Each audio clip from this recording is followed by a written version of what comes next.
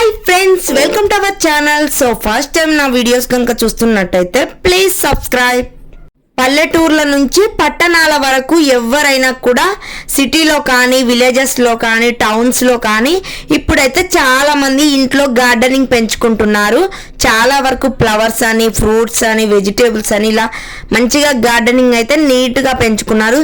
So మాకున్న కొంచెం ప్లేస్లో అయితే మేము కొద్దిగా మినీ గార్డెనింగ్ అయితే చేసుకున్నాము.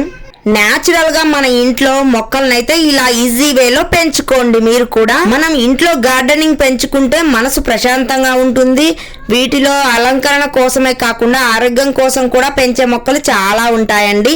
ఇంకా మేమైతే ఇవి ఫ్లవర్స్ అయితే ఎక్కువగా కోసం వాడతాము. ఇంకా ఫ్లవర్స్ మేము పెట్టుకుంటాం జడకైతే అల్లుకొని, ఇంకా నీట్గా ఇంకా డెకరేషన్ చేసి తలుపులకి ఇంకా మొత్తం పెట్టేస్తాము. అప్పుడప్పుడు ఇలా నీట్గా అయితే గార్డెనింగ్ చేసుకున్నాము.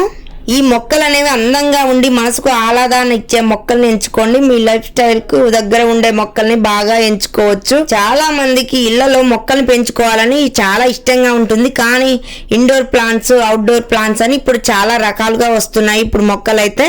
ఇంకా మాకైతే న్యాచురల్ గా బయట ప్లేస్ ఉండడం వల్ల ఆ కొద్ది ప్లేస్ లో అయితే మేము చాలా రకాల మొక్కలు అయితే మేము పెంచాము.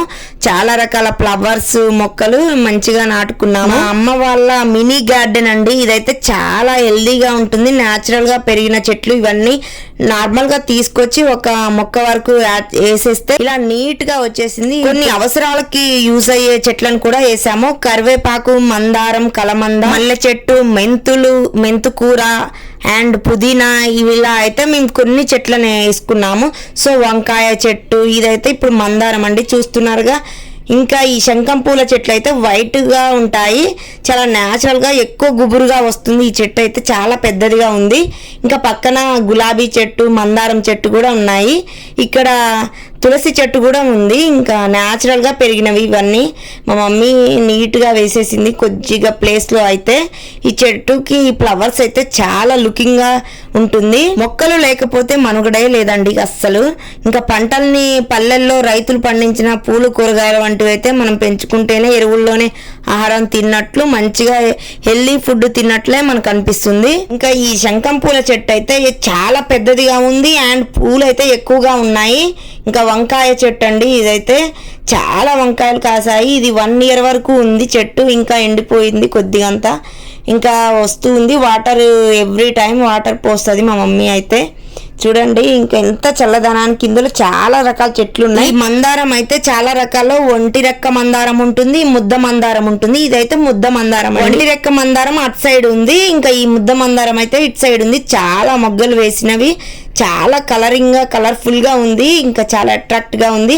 ఇవి డైలీ మా మమ్మీ అయితే పూజ కోసం యూజ్ చేస్తుంది ఈ ఫ్లవర్స్ అన్ని. ఇంకా అటు సైడ్ అయితే గులాబీ ఫ్లవర్స్ కూడా ఉన్నాయి. ఇంత చల్లదనానికి డైలీ వాటర్ పోయడం వల్ల మొత్తం గుబురుగా చెట్లు ఉండడం వల్ల ఇల్లు అందానికి అందం, పచ్చదనంగా మంచిగా ఇంకో స్థలమే ఉన్నా మనకైతే ఇంటిని నందనవనంలాగా తీర్చిదిద్దుకునే కోరిక చాలా మందికి అయితే ఉంటుంది.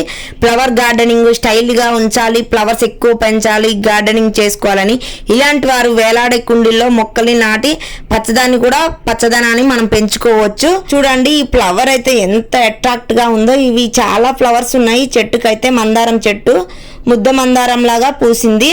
చాలా హెల్దీగా ఉంది చెట్టు అయితే. ఇంకా డైలీ వాటర్ కూడా పోసాము. ఇంకా ఇది మా చిన్న మినీ గార్డెన్ అండి. ఇది డోర్కి పక్కన బయట ప్లేస్ ఉంటే మా మమ్మీ ఇలా నీట్గా వేసేసింది. ఇప్పుడు వస్తున్నవన్నీ పండగలు అండ్ పూజలు, వ్రతాలు కాకుండా ఇంకా తులసిని కూడా మంచిగా వాడుకుంటాం. మనం పూల మొక్కలను మంచిగా స్టైల్ గా ఇంటి ముందు లుకింగ్ కోసం పెంచాలనుకుంటాం. సో పూల మొక్కలు పెంచేది ఎలా అనుకొని చాలా మంది ఆలోచిస్తారు. సో మా ఇంటి ముందు కాస్త స్థలం ఉంది.